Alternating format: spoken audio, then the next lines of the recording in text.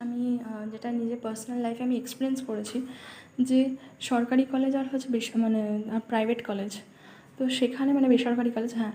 তো জিনিসটা হচ্ছে যে যে তোমার সেখানে কলেজের হচ্ছে যে তোমার টয়লেটগুলো মানে প্রচণ্ড খারাপ থাকে সত্যি। মানে সরকারি কলেজ একটু বেশি খারাপ থাকে, মানে প্রাইভেট কলেজেও না অত ভালো থাকে না সত্যি কথা বলতে, মানে একদমই খারাপ থাকে। মানে সত্যি ইভেন কি আমি এই জিনিসটা বলবো যে ইভেন কি মানে টয়লেটে না একটু যাতে মেনটেনেন্সের জন্য সত্যি লোক দেওয়া হয়, মানে এই জিনিসটা না এত দুর্গন্ধ বেরোয় না সত্যি।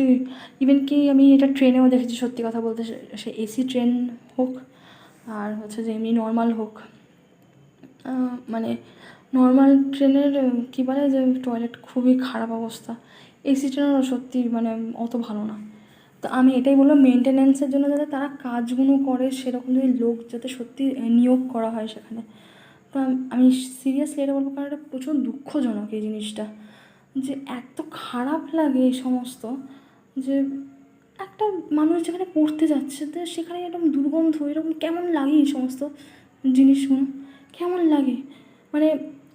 তো জিনিসটা আমি ওটাই বলতে চাই যে মানে এটা যাতে যেগুলো সরকারি কলেজ সেখানে যাতে ধ্যান দেওয়া হয়, আর হচ্ছে যে মানে যে কোনো কলেজে যাতে এগুলো ধ্যান দেওয়া হয়, এটা খুব বিশাল মানে বড় বিষয় ব্যাপারটা।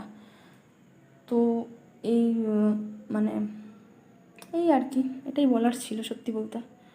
তো এটাতে সত্যি খুব ফ্রাস্ট্রেশন আছে সত্যি কথা বলতে, মানে কলেজ লাইফে না খুব ফ্রাস্ট্রেশন আসে এই ব্যাপারগুলো, যে কেন ভালো জিনিস না, মানে বাকি কিন্তু সমস্ত কিছু তোমার হচ্ছে যে ভালো বাকি, বাট যখনই বাথরুম আসে তখনই হচ্ছে যে গন্ধ দুর্গন্ধ, ইস মানে পাশ দিয়েও যাওয়া যাবে না এরকম টাইপের একটা।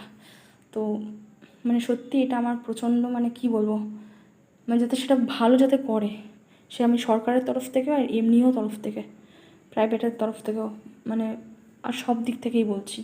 ইভেন কি ট্রেনের কথাও বলছি, ট্রেনেও এই ব্যাপারটা আছে, সে এসি ট্রেন হোক আর নন এসি ট্রেন হোক। তো সেটাই যাতে একটু টয়লেটগুলো একটু সত্যি খুব ভালো হয়, এইটাই হলো কামনা। এটাই হচ্ছে যে এই বার্তাটাই আমি এখানে তুলে ধরতে চাই এখানে। যাই হোক, এই হলো আমার বক্তব্য ছিল আমার এইটা এই বিষয়ে। যাই হোক, এখানে রাখলাম, বাই।